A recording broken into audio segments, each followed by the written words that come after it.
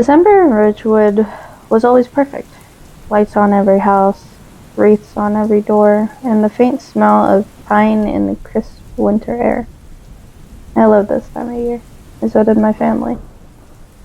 We were unpacking decorations when Emma, my wife, pulled something from the bottom of the box.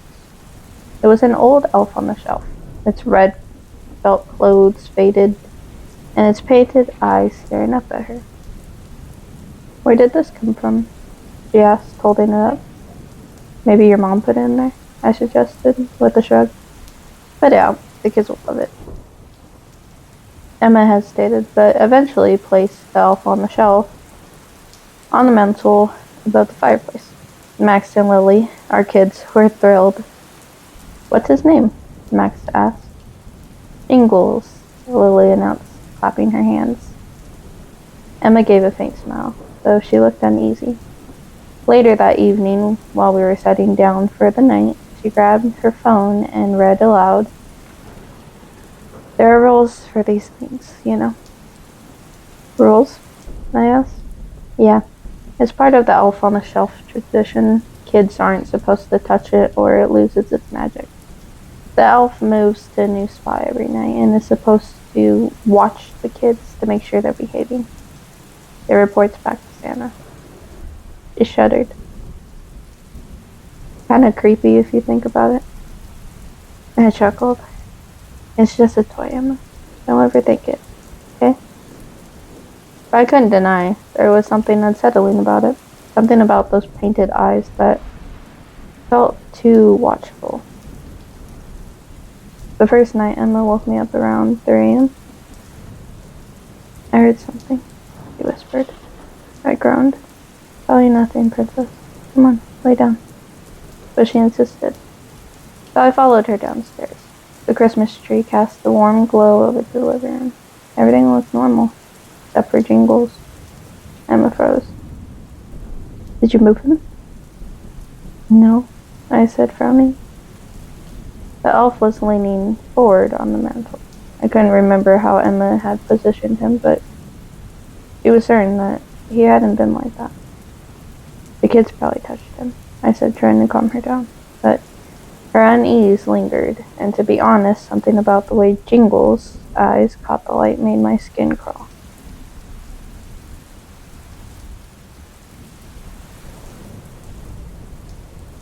At 2 a.m. on the second night, Max woke up screaming. I ran to his room, Emma right behind me. He was shaking, tears streaming down his face. "It was him," Max sobbed, pointing to the corner of the room. "Jingles, he was here. He was staring at me." I turned and saw the elf sitting on Max's dresser, his painted grin illuminated by the moonlight. Emma looked at me, her pale face. "How did it get in here?" she whispered. "It's just the kids messing around," I said, though my voice had a hint of doubt. I grabbed Jingles and brought him back downstairs, tossing him onto the mantel. As I set him down, I swear I felt resistance, like his tiny arms clung to my fingers for a moment before letting go. I didn't tell Emma. She was already rattled enough. The next morning, Emma tried to convince me to leave. "Something is wrong, Greg," she pleaded. "We should go, at least for a few days." I almost agreed, just to keep the peace, but when I checked our bank account, I realized leaving wasn't an option. Christmas had drained us, and we didn't have the extra money for a hotel. "We can't just leave the house. We have to pack, and where would we even go?"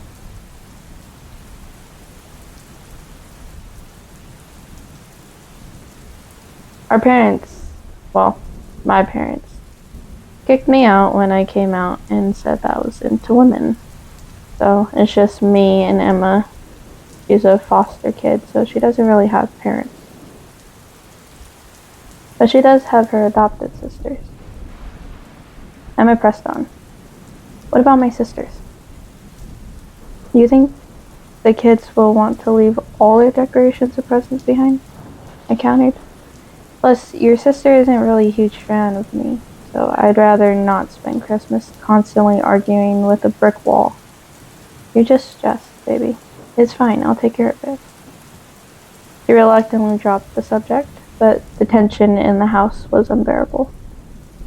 At 3 a.m. on the third night, I woke up to Emma screaming. I ran into the kitchen and froze.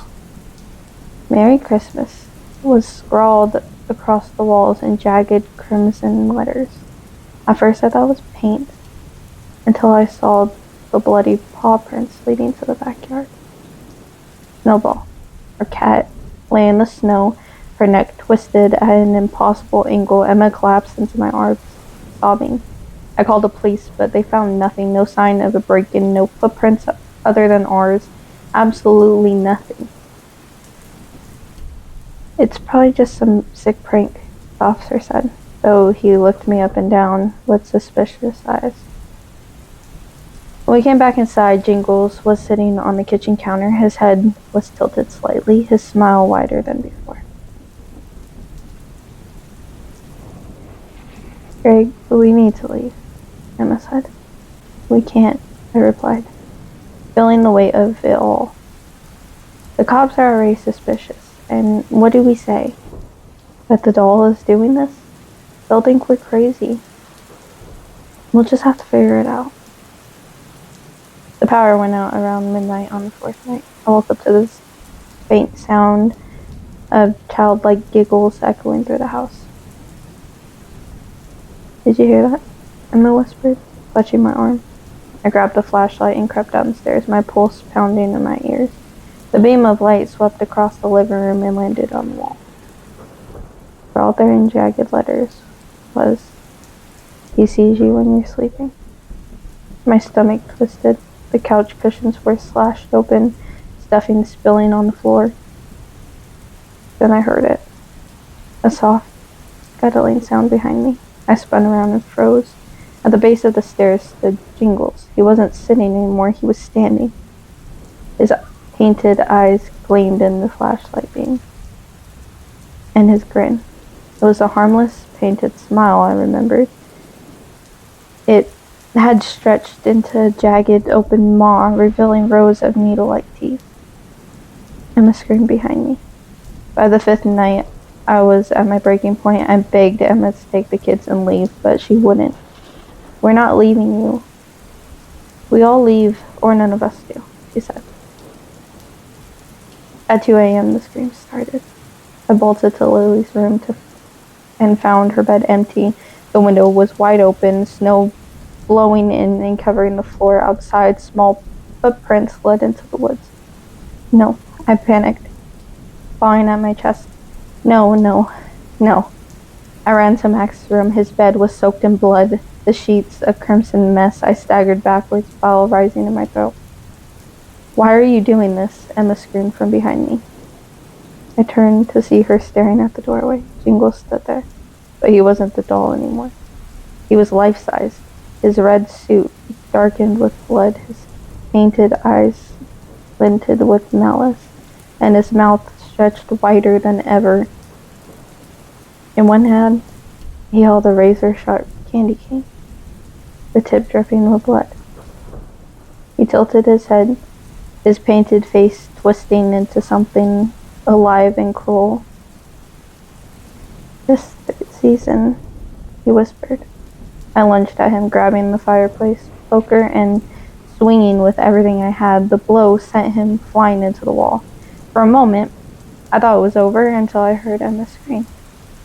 I turned to see Jingles standing behind her, his twisted grin even wider. He raised the candy cane high, and I ran towards her, shouting, "No!" But I was too late. Her scream was cut short as the light in her eyes faded. I dropped the poker, my hands trembling as Jingles turned towards me, his mouth curling into a silent laugh. I don't remember much after that, just darkness. When I awoke, the house was quiet. Emma was gone, Max and Lily were gone.